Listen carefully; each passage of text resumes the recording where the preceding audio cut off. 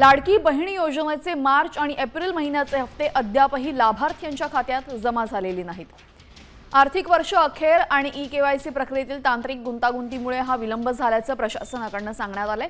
मात्र आता या दोन्ही महिन्यांचे मिळून एकूण 3000 रुपये मे महिन्याच्या मध्यापर्यंत महिलांच्या खात्यात जमा होण्याची शक्यता आहे। दरम्यान ई-केवायसी अनिवार्य केल्यामुळे तब्बल 54 लाख लाभार्थी कमी होणार असल्याची माहिती समोर आली आहे। आता लाभार्थ्यांची संख्या जवळपास 1,80,00,000 इतकी आहे। मार्च आणि एप्रिल महिन्याचे 2 हप्ते रखडलेत।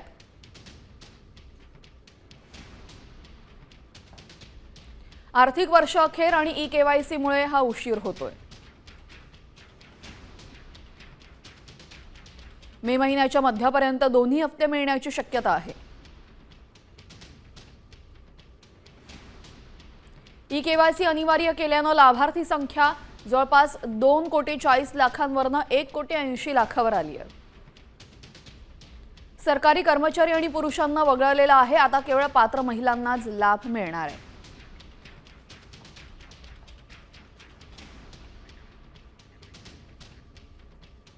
लाडक्या बहिणींसाठी एक आनंदाची बातमी आहे, कारण लाडक्या बहिणीला आता 3000 रुपये मिळणार आहेत। फेब्रुवारी आणि मार्च महिन्याचा हप्ता हा एकत्र दिला जाणार आहे, अशी माहिती सध्या मिळते। लाडकी बहीण योजनेच्या लाभार्थ्यांसाठी ही महत्त्वाची बातमी आहे। लाडकी बहीण योजनेमध्ये आता फेब्रुवारी आणि मार्च महिन्याचा हप्ता हा एकत्रितपणे जमा केला जाणार असं बोललं जातं आणि त्यामुळे लाभार्थ्यांना एकत्रित 3000 रुपये मिळण्याची शक्यता आहे। या संदर्भात अधिकृत माहिती अद्याप समोर आलेली नाहीये, पण 2 महिन्यांचे पैसे हे एकत्रितपणे दिले जाणार आहेत। पासून पुन्हा एकदा साधारणपणे पुढच्या 3-4 दिवसाच्या कालावधीमध्ये ज्या काही लाभार्थी आहेत लाडक्या बहीण योजनेचे, त्यांच्या खात्यामध्ये थेट जो लाभ आहे त्याचा हप्ता आहे तो देण्याची सुरुवात ही केलेली आहे। मधले हे 1-2 लाडक्या बहिणींसाठी सगळ्यात महत्त्वाची बातमी आता येत आहे, ती म्हणजे मार्च आणि एप्रिल महिन्याचा हप्ता येणार आहे। सोबतच फेब्रुवारी महिन्याचा हप्ता सुद्धा येणार आहे। परंतु कधी व कोण पात्र लाभार्थी हे आपण सगळं या व्हिडिओमध्ये पाहणार आहोत, कारण खूप महत्त्वाची बातमी आहे। सर्व लाडक्या बहिणी टेन्शनमध्ये आलेल्या आहेत की आम्हाला ह्या महिन्यापासून हप्ता बंद होणार का, आमचं काय होणार, इथून पुढे हप्ता मिळणार का नाही आणि वितरण नेमकं कधी होणार आहे, कारण वितरणाला विलंब खूप झालेला आहे। 2 महिने उलटून गेलेले आहेत तरी देखील हप्ता आलेला नाही। तर सर्व लाडक्या बहिणी माझी नम्र विनंती आहे, तुम्ही लोड घेऊ नका। पुढच्या आठवड्यात तुम्हाला वाटपाला सुरुवात होणार आहे असं आपल्याला सांगितलं होतं। तर बघूयात ह्या आठवड्यात आपल्याला वितरण होत आहे का। 15-16 तारखेपर्यंत वितरण व्हायला हवं असं सरकारच्या काही अपडेट्स करून आपल्याला कळत आहे। तर 15-16च्या तारखेपासून पुढे आपल्याला वितरणाला सुरुवात पाहायला मिळू शकते। त्यामुळं टेन्शन घेऊ नका, काही हालचाली तिथं पाहायला मिळत आहेत आपल्याला। आता काही दिवसातच तुम्हाला GR सुद्धा पाहायला मिळेल। बघा, जोपर्यंत GR येत नाही तोपर्यंत आपण ह्याच्यावरती विश्वास ठेवू शकत नाही की ह्या महिन्यात 2 हप्ते येणार का 3 हप्ते येणार, सोबतच नेमकं कुठल्या तारखेला पैसे येणार हे सुद्धा आपण एक अंदाज लावतो याच्यावरती।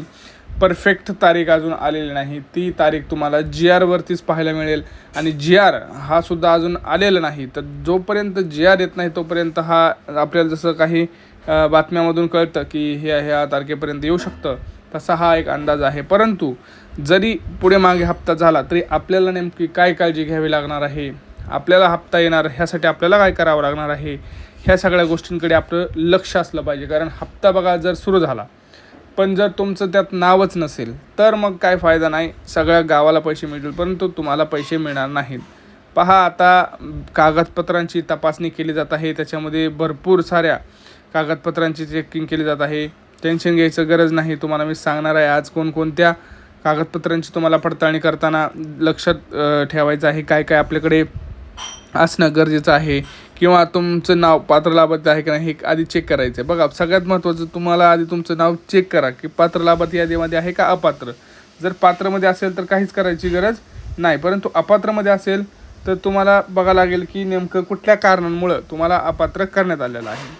आता कारणं याच्यामध्ये बरेचशी आहेत, ज्यात प्रामुख्यानं 4 महत्त्वाची कारणं असणार आहेत। पहिलं कारण म्हणजे तुम्हाला माहिती आहे, कागदपत्र चेक करताना ते बघतात की तुमच्याकडं 4 चाकी वाहन आहे का, आणि सरकारनं हा डेटा RTO विभागाकडून घेतलेला आहे। त्यामुळे तिथं काही खोटं बोलता येणार नाही तुम्हाला।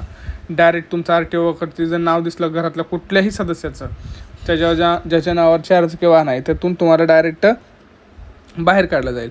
दुसरी गोष्ट आहे ती म्हणजे तुमच्याकडे उत्पन्न, ज्याच्या घरी उत्पन्न आता जास्त वाढलेलं आहे, 2.5 लाखांपेक्षा जास्त आहे, त्यांनासुद्धा बाद करण्यात येत आहे. कारण अंगणवाडी सेविका तुमचं सगळं कागदपत्र आता चेक करू शकतात. तिसरी गोष्ट आहे तुमचं इन्कम टॅक्स कोण भरत असेल तर ते इन्कम टॅक्स भरण्यामुळं सुद्धा तुम्हाला तिथं आता प्रॉब्लेम फेस करावा लागत आहे. आणि पुढचं म्हणजे तुम्ही सरकारी जॉबला लागणं किंवा सरकारी नोकरीला असणं हे सुद्धा आहे. त्यामुळं हे कुठंतरी आता प्रॉब्लेमॅटिक आहे. आता कोणाला किती रुपये मिळणार हे आपण इथं पाहूयात. बघा, तसं जर पाहायला गेलं, ज्या लाडक्या बहिणींना फेब्रुवारी महिन्यापर्यंतचा हप्ता मिळाला आहे तसं त्यांना मार्च आणि एप्रिल महिन्याचा हप्ता मिळायला पाहिजे. कारण दोन्ही महिन्याचे हप्ते अजूनही रखडलेले आहेत, अजूनही आलेले नाही. त्यामुळे 2 हप्त्यांचे पैसे इथं मिळणं योग्य आहे. कुठले? मार्च आणि एप्रिल. परंतु काही लाडक्या बहिणींचं किंवा काही लाडक्या न्यूजवाल्यांचं असं सुद्धा म्हणणं आहे की ज्या लाडक्या बहिणींना फेब्रुवारीचा महिना हप्ता आला नाही त्यांना फेब्रुवारी, मार्च आणि एप्रिलचा हप्ता येऊ शकतो. पहा, हे कन्फर्म नाही आहे, फेब्रुवारीचा हप्ता येणार का नाही हे कन्फर्म नाही आहे. परंतु मार्च आणि एप्रिल महिन्याचा हप्ता हा कन्फर्म येणार आहे. कारण 2 महिने झालं वितरण कुठल्याही प्रकारचं झालेलं नाही. त्यामुळे 2 महिन्याचे तुम्हाला 3,000 रुपये हे 100% मिळू शकतात. परंतु जे फेब्रुवारी महिन्याचा हप्ता आहे, जर तुम्हाला ऑलरेडी आला असेल तर तुम्हाला परत कसा येईल. परंतु ज्यांना आला नाही आणि ज्या पात्र लाभार्थीमध्ये अपात्रमध्ये होते आणि परत पात्रमध्ये आल्या असतील तर त्यांना हप्ता मिळू शकतो. आता तुम्ही म्हणाल, मग दादा अपात्र असेल तर पात्रमध्ये कसं यायचं? पहा, तुम्ही विनंती अर्ज करू शकताय. महिला व बाल विकास विभागाकडे जाऊन किंवा अंगणवाडीमध्ये जाऊन तुम्ही त्यांना विनंती अर्ज करा की मला पुन्हा एकदा अर्ज पडताळण्यासाठी विनंती अर्ज करायचा आहे.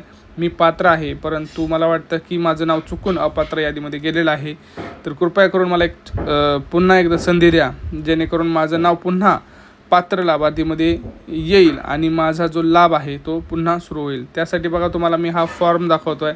हा फॉर्म तुम्हाला भरून द्यायचा आहे. बघा, नीट बघा कुठला फॉर्म आहे. हा लाडकी बहीण योजनेचा लाभ चालू करण्याबाबत हा फॉर्म आहे. हा फॉर्म तुम्ही फोटो काढून तुम्ही एका वहीच्या पानावर मजकूर लिहा, तुमचा जिल्हा, तुमचं नाव, हे सगळं, अर्जाचा क्रमांक सगळं स्वतःचा टाका आणि हा फॉर्म तुम्ही अंगणवाडीमध्ये जमा करा. त्याच्यामध्ये सोबत तुम्हाला आधार कार्डचे झेरॉक्स, तुमचा मोबाईल नंबर हे व्यवस्थित टाकून सगळं द्यायचं आहे.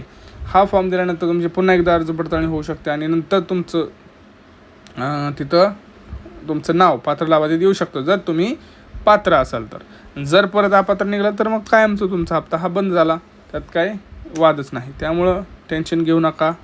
आता इतके दिवस आपण थांबलेलोच आहोत, तर 1 आठवडा अजून थांबा, टेन्शन घेऊ नका. काही दिवसात तुम्हाला आधी GR येईल. GR आल्यानंतर पुढे ते किती दिवस लावतायत हे सुद्धा आपल्याला माहीत नाही. कारण आपण जर बघितलं तर फेब्रुवारी महिन्याचं सुद्धा 8 तारखेला GR आला आणि आपल्याला 10 ते 15 दिवसानंतर पुढे हप्ता मिळाला होता. त्यामुळं हा व्हिडिओ जास्तीत जास्त लाडक्या बहिणीपर्यंत शेअर करा. भरपूर लाडक्या बहिणीला टेन्शन आलेलं आहे, हप्ता कधी येणार, काय होणार, तर हा व्हिडिओ त्यांच्यापर्यंत शेअर करा. चॅनलला सबस्क्राईब करा आणि कुठले प्रश्न असतील तर ते नक्की विचारा. आज 3,000 रुपये जमा होतील. बहीण योजनेचे पैसे काढण्यासाठी महिलांची गर्दी झाली आहे. पैसे काढण्यासाठी पोस्ट ऑफिससमोर महिलांच्या रांगा लागल्यात. मुख्यमंत्री लाडकी बहीण योजनेचे आमच्या खात्यामध्ये 3,000 जमा झाल्या आहेत. त्याबद्दल आम्ही महाराष्ट्र शासनाचे आभार मानतो आणि आनंदी